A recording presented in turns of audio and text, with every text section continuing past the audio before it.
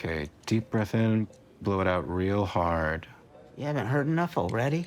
I need to check for wheezing with forced exhalation.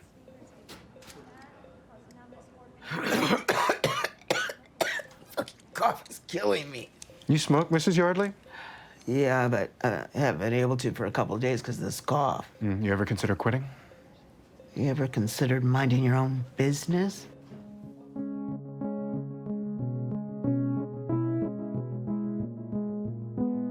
Welcome to the Pitt podcast, the official companion to the Pitt on HBO Max. I'm Dr. Alok Patel, physician, journalist, storyteller, and everything in between.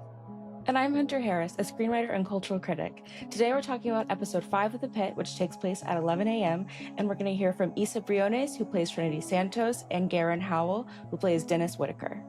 You know how Mel gets knocked off of her chair by that one patient? Originally, I was supposed to be in the background of that scene, and I was like, you need to take me out of the background, because if I saw someone attack Mel, I would literally charge after him and tackle him. Like, I can't be there. That man is getting punched. Today's shift starts now. Another week has passed. Hunter, episode 5, 11 a.m. I have to tell you, I think this might, for me, be the funniest episode. The amount of one-liners and jokes and like just comical moments catches up. It's a lot of body humor, this episode. It's a lot of body humor. I'll say that. Okay, you're going to have to explain this one to me because we have a patient who has necrotic fasciitis. Am I saying that correctly? You can just call it neck fash. You can call it flesh-eating bacteria, but you're thinking of necrotizing fasciitis. Awful nightmare situation. Yeah, so a woman comes in with that after being on her feet all day as a server, and it's kind of like one of the more distressing things I've seen on the show so far. Should we take a look? Second IV's in. Well, I'm not overreacting. My body's overreacting. Please don't fire me. This is Dr. Michael Rabinovich. I am the chief of emergency medicine at PTMC. If you fire her, she will sue you, and I will testify on her behalf. Okay. Don't worry about it. We got you. That was so boss. That was such a boss move. Period. Like, end of discussion. That was, I love Dr. Robbie. Like, we all need a Dr. Robbie. I like kind of want to fight that patient's boss, but also like very realistic situation. It sucks. Like there are people who go to the hospital. Maybe you have a long wait. Maybe you unexpectedly have to get a procedure and they're worried about their jobs. This is America. It's a big episode for like some of these conflicts with people who are patients and how they relate to the like outside world, I want to say, because there's a patient who comes in a really bad way, who is in prison, and the handlers don't want to take off the handcuffs as he's literally in the trauma room. I don't want to act like I understand the dynamic of being a corrections officer or, you know, police, prison guard, whatever, and having an inmate come to the hospital. But I understand the protocol. I get it. The ER is trying to follow patient care. Like that kind of tension happens. When this gentleman who came in, who had the altercation, I was like, what is the lesson that we as viewers are going to learn from this case? Because, you know, in this show, every patient case like teaches us something about life, about medicine, about a character dynamic. And with this one, I'm like, what are we going to learn? Well, for me, it was like really about dignity and treating a patient with care, no matter like where they've come from, but we can get into more of that later. Because I need to talk about Louis. So back to Dr. Langdon, there's a big moment where Louis is prescribed more Librium because his hand is shaking, and Dr. Whitaker rushes to like put his like alcohol in the order, given, you know, the history between Louis and Dr. Langdon and pills. Let's get Louis 50 milligrams of Librium. I'll put in the order. I will get it from the PDFs. I feel like everyone in the ER, from what we've gathered, knows what Langdon went through, even more so than I even realized. Like everyone knows. Whitaker seems like he immediately feels guilty, like immediately feels like, I wish I hadn't said that, or it just kind of slipped out, which is, it's like it's sad to watch. But we also go back to Orlando Diaz and his family. We're trying to figure out how to provide care. His daughter tried to make the GoFundMe that he was very against, but who has a solution but Joy? He has to stay here to get better, right? Yes. No. Excuse me? I mean, not necessarily. Couldn't we just admit him to med-surg instead of ICU? Wouldn't that be a lot cheaper? Med-surg won't accept him with an insulin drip. Usually true, but let me talk to the charge nurse upstairs, and I'll see what she says. Thank you. I love that Joy's having this moment. Like, think about the general hospital floor as med surge, medical and surgery, and then the Okay. ICU as intensive care. And there are situations when patients need to be in the ICU, either because they're acutely ill, but they might need a higher level of nursing staffing. But the ICU obviously costs more money. And there are situations when you can talk to the team in med surge, you can talk to the attendings, you can talk to the charge nurse and look to see, can we instead get this patient on the floor? This is a conversation that happens all the time in hospitals when we're trying to cut costs. We're like, does this patient actually need to be in the ICU for their night? Like, can we move them to the floor? Because the reality is not every physician or nurse understands the entire billing reimbursement process and what resources are available. We get Mm. blamed for it. I'll tell you that all day long. If somebody has a hospital bill that's really high, or they have what we call a surprise medical bill, meaning they thought their bill was going to be covered by their insurance when it was out of network, they didn't realize all these things. Like, doctors get blamed for it all the time. But Noelle, the patient care, what would you call that actually? What would you call her job? She is a case manager. Case manager. Okay. So Noelle, the case manager, says actually that's a pretty good idea. And then with Noelle, a little sparks flying between her and Dr. Robbie. Listen, yeah. I came down for a consult and to persuade Ahmad to start a new betting board. Why is the Westbridge board full already? I was going to ask him to start one about you and your midlife crisis trip. I give it 4 weeks. 7 tops. You have little faith. Not about faith, just facts. Facts. Based on my experience, you're a 7-week itch kind of guy. Noelle, like, no, she knows what she's doing. She does. There definitely have a lot of flirtation. What I love about this episode too is that we get a bit into like how they are outside of the hospital, because she later says to Dana, like, he can't sleep without the TV on. Like, I don't trust this, blah, blah, blah. We have to talk about Ogilvy, who has a pretty big episode this week. He is treating an unhoused woman who has a cough, trouble breathing, and she kind of has an attitude with him, which is a little bit funny to see him like getting so nervous. But she ends up having TB, and so now he has to get TB testing, and Santos a little bit is not smug about it, but I don't know. I sensed a little attitude. Call infection control and public health, and now you get to sign in as a patient and get your blood drawn for a quantiferin gold. It's too soon to be positive. Yeah, but you were exposed. You need a baseline test, and then again in 8 weeks to see if you convert. And if I do? Then meds every day for 3 or 4 months with regular blood tests to check for toxicity. Jesus. She's still going through something. We talked about this in the last episode. She does normalize it though, in a, I don't want to say a helpful way. I mean, she's like devoid of empathy towards Ogilvy and the fact that he may have TB exposure. You can tell he's scared. And she's like, dude, relax. Like, we're all exposed to it. Yeah, I mean, it's a big deal. You know, if you are working in healthcare and you think you may have TB, this is exactly why we get screened for TB every single year. Oh, wow. Because we run into it. And I have colleagues who have had to go on medication because they tested positive for TB. I had one colleague who needed surgery because he had TB, and they're like, you got it somewhere in the hospital, and it decided to become a serious infection in your body. So it's a common scenario they highlight here. One very, very nerdy detail. Again, the nerdy details in this show I live for is there's a part when Ogilvy's listening to her lungs and he goes, say E. And she's like, E, this is so cool. But if you have fluid or some type of mass in your lungs and you say E, the speed of that sound will change as it's going through the consolidation, and somebody listening to you will hear ah instead of E. Isn't that cool? Wow. It's called egophony. It's like an old school physical exam trick. And I know that some ER consultant was like, Ogilvy is a gunner and he would absolutely be doing this on a lung exam. Interesting. Okay, good to know. Well, You're also Ogilvy, like, shut up, Alok. No. I mean, Ogilvy might have TB, but he definitely has diarrhea on him. He performs a bowel disimpaction for an elderly patient who hasn't had a bowel movement in several days. And I love that Whitaker is being very patient with Ogilvy, telling him how to clear the guts. I know that you're very fascinated by this procedure, Hunter. You can also call it a digital evacuation, which almost sounds like a DJ hit or something, digital evacuation. Yeah, it sounds like a techno club. I want to know, I know we talked to like people who make props in this show. Like, I want to know what exactly they use to get that consistency. Wow. And I would never have thought about that. I mean, the consistency is a little soft.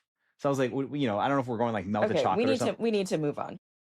Okay, update on Santos and her charting, which she will never be quiet about, is Dr. Al-Hashmi suggests maybe she tries like some AI tools to help the charting go a little bit quicker. And you'll rarely have to stay overtime to complete charts. Yeah? Okay. Yeah, I'm usually here at least a couple hours after every shift trying to catch up, so. Sure, AI will make doctors more efficient, but hospitals will expect us to treat more patients without any extra pay, of course, all the while eliminating staff positions for attending and residents. Oh, Dr. Robbie, I am not an advocate for erasing my own profession, but I am advocating for getting to spend more time with my son. She mentions that. She mentions the generative AI. The thing that I really like is then all of a sudden, Dr. Robbie jumps in there and he kind of makes this snide comment, again, kind of criticizing AI, but he makes a very, very important, quick point when he's like, yeah, and hospitals are going to use these tools to get us to see more patients by removing all this work that we do, but not pay us a single extra dollar, which is a very valid argument and kind of an ongoing concern about the misuse of these tools, where they'll be like, hey, now we can speed up your charting time. We can reduce your administrative burden. So now you can see more patients. The system can make more money. We will burn you out even more and we will not pay you an extra dollar. That's essentially what Dr. Robbie's sentiment is. And then Dr. Al-Hashmi is like, whoa. Yeah, she's like, well, not too much. Okay, it's just a suggestion. But she's still really on Santos about the charting. And the episode ends in maybe the saddest conclusion I've seen this season so far, which is Langdon finds Louis without a heartbeat. Louis, wake up. I'm not getting carotid. I got the airway. Hey, Perla, crash cart intubation tray, please.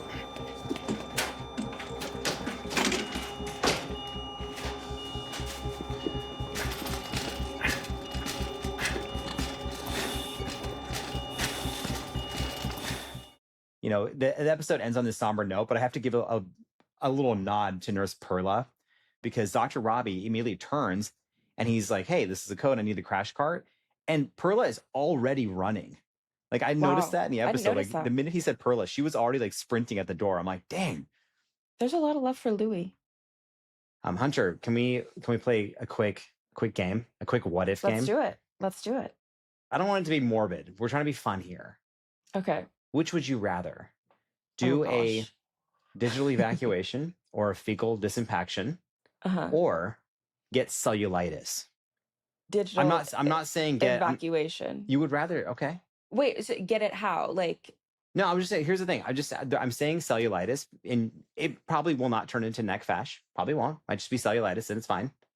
But after seeing this episode, you might think cellulitis is going to turn into something more serious. That's why I'm just saying. Like, you got the gambling case of cellulitis, either no big deal or serious, or you are doing a fecal disimpaction. Which would you rather? Fecal disimpaction. Whether I'm getting it, whether I'm giving it, totally. The cellulitis scared me. Good. I have no notes. I'm with you. That means that the PSA worked. Everyone should choose. Everyone should choose removing stool with your finger over getting any type of infection. I mean, I pick up my dog's poop every day. That feels easy to me. Like, the alternative sounds much worse. Look at that. Look at everyone having a little bit more awareness about how to manage skin infections and what the warning signs are. Thank you, medical writers of the Pitt. Now we're going to head inside the Pitt and talk to Issa Briones, who plays Dr. Santos, and Garen Howell, who plays Dennis Whitaker. Jesus Christ. I'm charting. Sorry. Did I do something wrong? Besides interrupting me, probably. Then I apologize. I know that second year of residency can be stressful, so if there's anything I can do to help you. Like, stop talking? That's a great idea. Yeah. So Santos and Whitaker have been living together this season. Can you talk about your dynamic between the two of you? And sometimes there's friction, sometimes you guys butt heads, but it does seem like you guys are very close. Yeah, I think obviously in season 1, she can be a little poke fun at the people that she are kind of her junior. Yes, and at the week. But no, I think she can be a little mean sometimes, but I've always seen it as the way that you would act with a younger brother. And I think that's why when she finds out that he does not have a home, she kind of immediately extends help because I think there is a level of care there. So I think in the 10 months since the first episode, they've kind of gotten to develop that friendship a little bit. I think there's definitely still some friction for sure. And I think it's like they're not ready to admit how much they maybe need each other without sounding too dramatic. But I think they're kind of bonded a little bit. Because you're away from home. Yep. Santos is very lone wolf and like, I don't need anyone, but obviously she does. And I think those kind of vulnerabilities do eventually kind of meet up. And I think it really, I don't know, it yields a very sweet relationship that hides underneath like joking and poking fun. Yeah, they see each other in a weird way that maybe you don't expect. That's not too cheesy. I see. I see you. I hear you.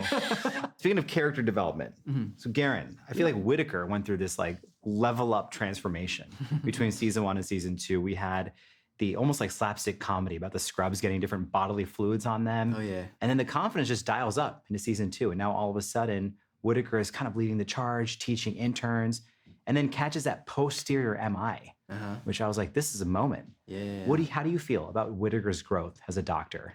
Well, the bar was low to begin with. No. But yeah, I mean, it's really nice to be able to play. 10 months, I think, is going to change anyone, but especially from the place Whitaker came from, you know, he had to step up. Otherwise, he would be fired very quickly. But yeah, he's a lot more confident now. It's cool to see him without all of that fear and insecurity and being overwhelmed. I think he's really come into his own.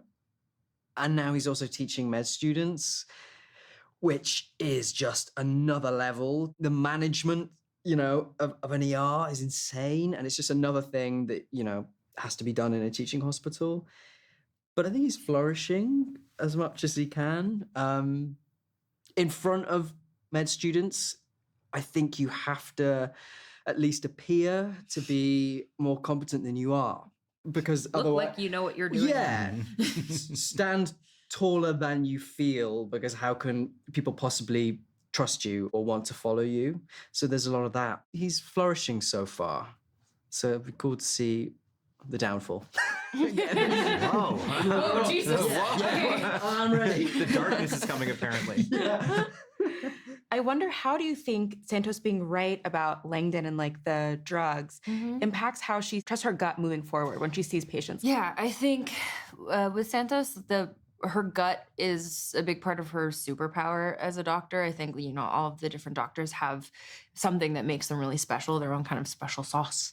And I think hers is that she can really spot certain things that other people don't. She can really spot someone who's very vulnerable that may not appear that way or may not show that.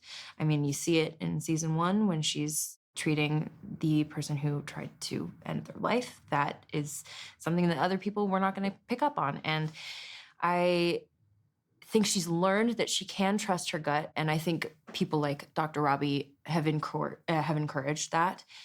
But there are moments, and I've talked to many medical professionals who have said that this happens, where it's sometimes you're right on the money and your gut is so right, but sometimes it's your baggage coming through and you putting something on a patient that is maybe just something that is on your mind and you need to like keep in check.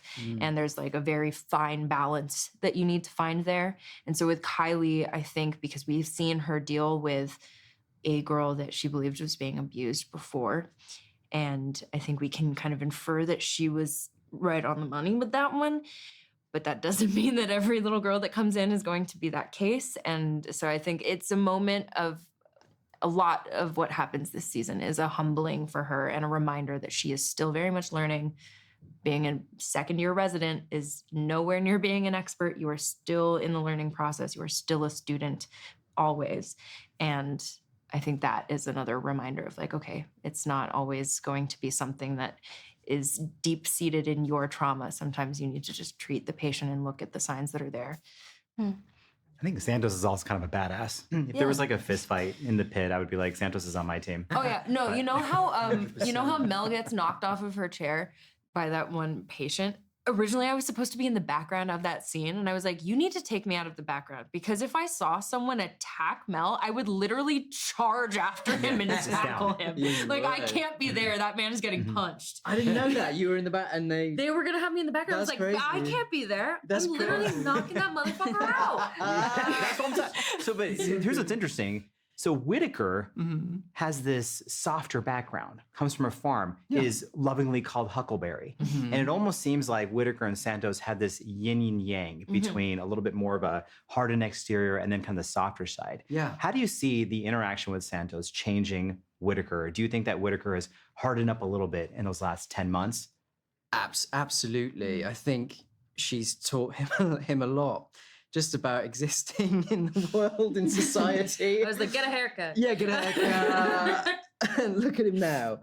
That's the glow up. Yeah, no, I think he needs more of Santos, and I think Santos maybe needs a little bit more Whitaker in different ways. Yin and yang, I think, is a good way to put it, really. Well, you've been talking a lot about how the like boundaries and all of that Whitaker learns, and I feel like that's maybe something that she's trying to impart. Absolutely. Yeah, because I think it is a balancing act in the ED, like of how much do you empathize with the patient? Do you keep them at arm's length? Do you really go all in emotionally and smother them to get to the bottom of, what it is?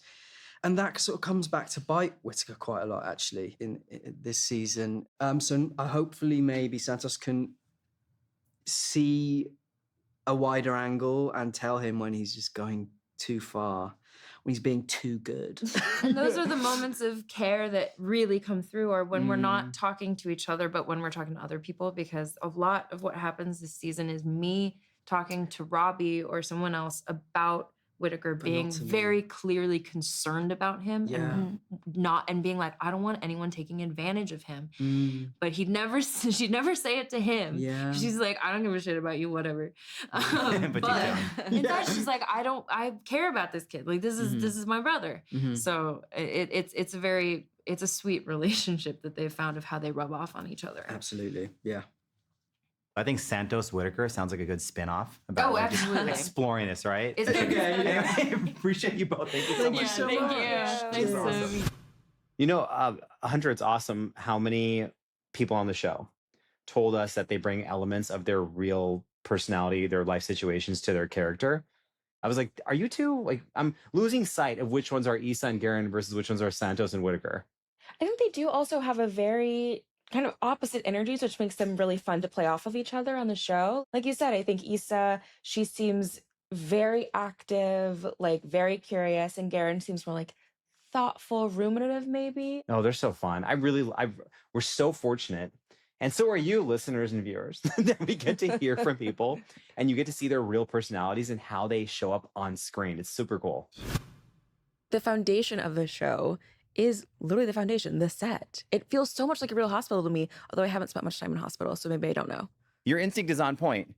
We were lucky enough to visit that set, and when I walked on, I was like, oh my gosh, this is scary accurate. And I think it just adds to the overall immersive element of the show. Super impressive. Definitely. No, I really felt the realism. This week for Outside the Pit, we get to talk to the people who made this incredible set, production designer Nina Ruscio and set decorator Matt Callahan.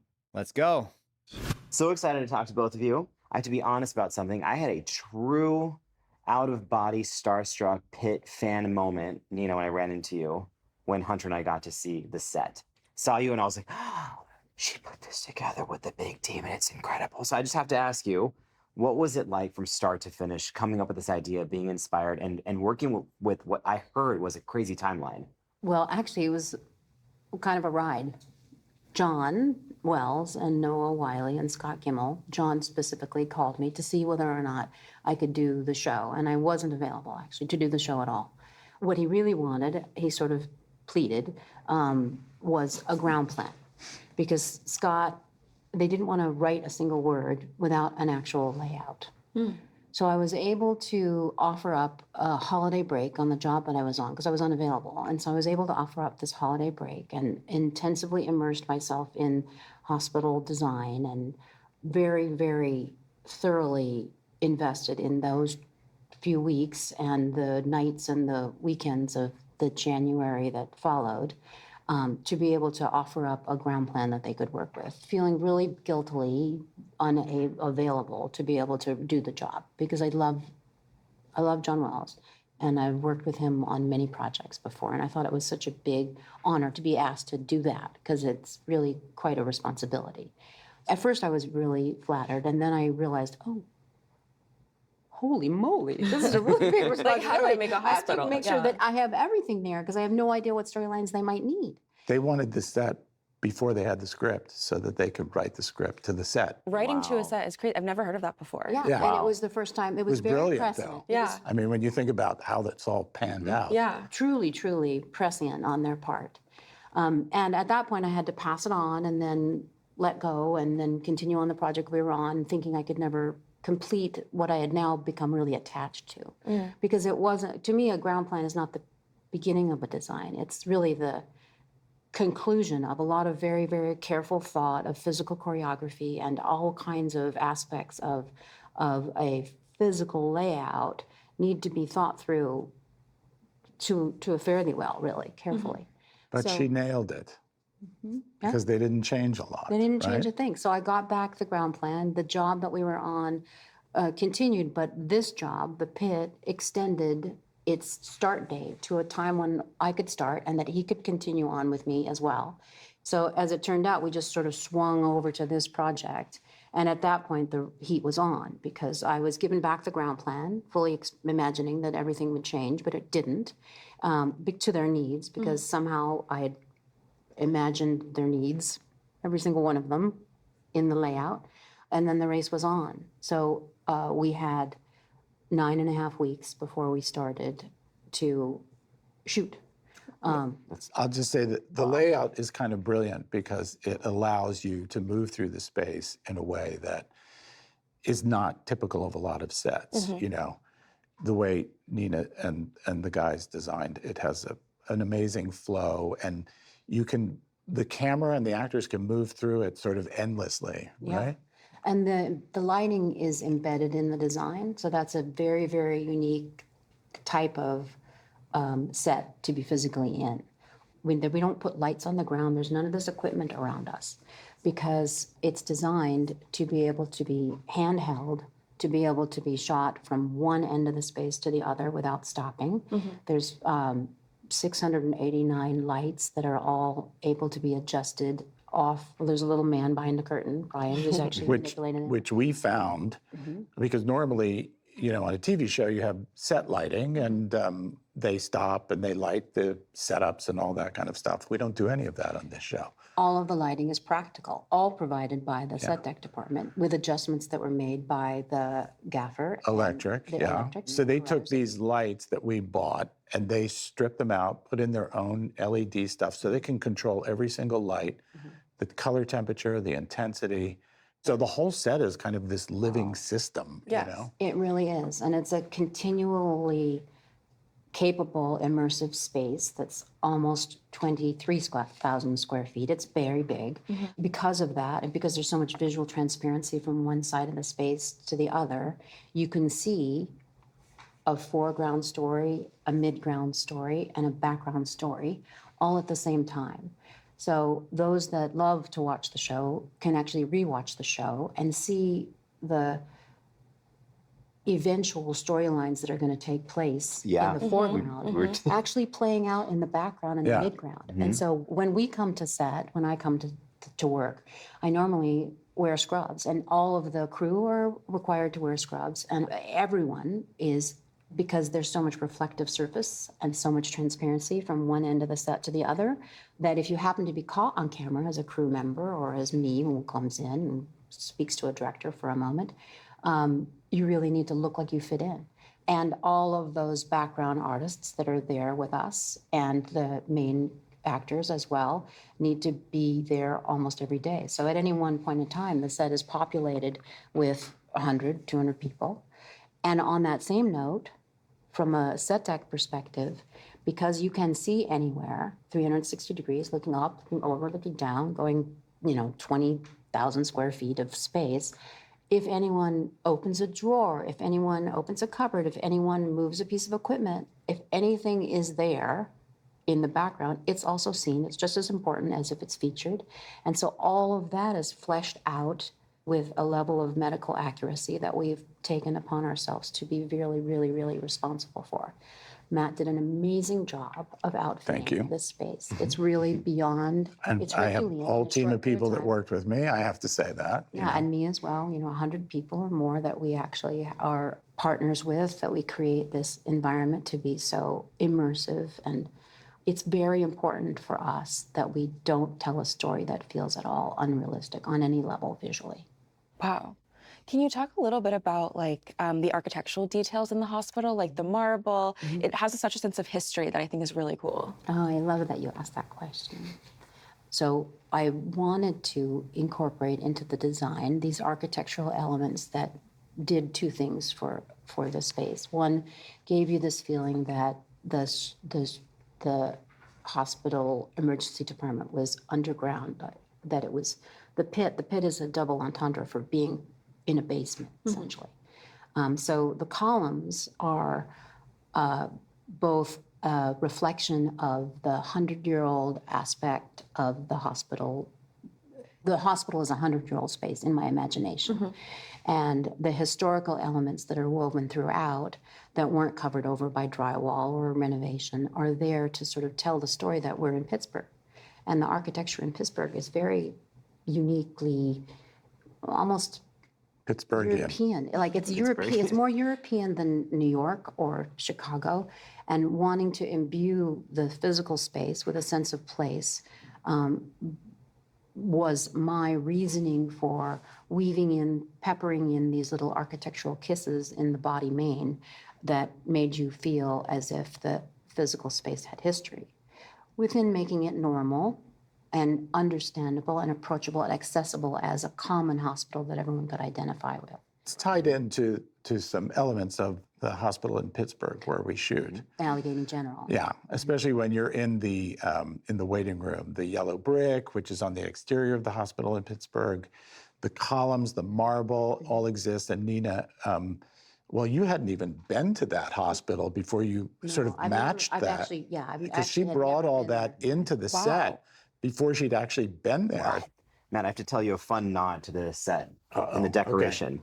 I've noticed that my colleagues in healthcare who watch the show are closely watching all the set design and then comparing it to their actual jobs. And then I've now talked to patients who are in the hospital and comparing it to what they see on the pit. It just really, really speaks to kind of the level of detail. So I have to ask you, what made decorating this set fun, unique, challenging? Like, tell us about that process. Well, challenging because I'd never done a full-on hospital before. So there was a learning curve that we all experienced, but we love that kind of stuff because in our business, the range of things that you could be creating is vast. And I'd never done a full-on hospital show, and it was exciting to do because we were going to do it in a way that's unlike other hospital shows. Not about beauty, it's about real. They wanted to shoot this like a documentary. So that was a big challenge, and sourcing things was a big challenge. But the way we did it was we went to actual hospitals and looked at what they had. And then I had a team of great people that started finding stuff. And outside sources, shout out to some of the prop houses in LA, like A1 Medical, Heritage Props, Alpha Medical. They sort of became part of the team too. I'd call people up and say, I'm looking for a blanket warmer. And somebody calls me back and says, there's an auction in Phoenix. I think we can get you one, in 3 weeks. So it was a lot of that scavenging, reaching out to companies. Our prop master, Rick Latimade, he came through in a big way. We got beautiful gurneys from Stryker, the big medical company. We got fantastic medical carts from CAPSA. So we beg, we borrow, we steal, we go to auctions, we go to prop houses, we do whatever we can. And buying a lot of stuff from, companies like McKesson who sell medical stuff to hospitals. Yeah. It's also like treasure hunting. But I mean, it's an enormous amount of stuff that we had to get, Wow. And it's something that the set deck department takes as their intense responsibility. They're very, very consistent about making everything as validly accurate as possible. Yeah. we were blown away that even areas that are not necessarily featured on the show, but maybe the background are tucked in, it's still accurate. There's still like a flyer about a nursing course that you need to take, or the 4th of July Pittsburgh summer barbecue for employees that's in like the faculty lounge. I'm like, oh Like my the gosh. fridge, all of that stuff is It's so cool. immersive. Yeah. In the beginning, when we started, there was a round of love letters almost and love exchanges that were from the actors because their experience matched our intentional way of presenting to them a space where they didn't have to suspend their disbelief. So Catherine, who plays Dana, would constantly come up to me and say, I have no question about what I'm supposed to do. I know where I work. I work here, and here is a full-on emergency department. I don't have to do the actor task of suspending my feeling. I don't see the edge of the set wall because I work in a real emergency department. And she would say, that's because of you guys. She was such a sweet champion of us all from the get-go. And she said, this is my space. I'm going to put my pictures up here. And then she gets quite testy if anyone sits in her spot like you would if you felt that was yours. Yeah. So, and people they have agency for it. There's the people that work in dispatch, which is full of monitors and notes and stuff like that.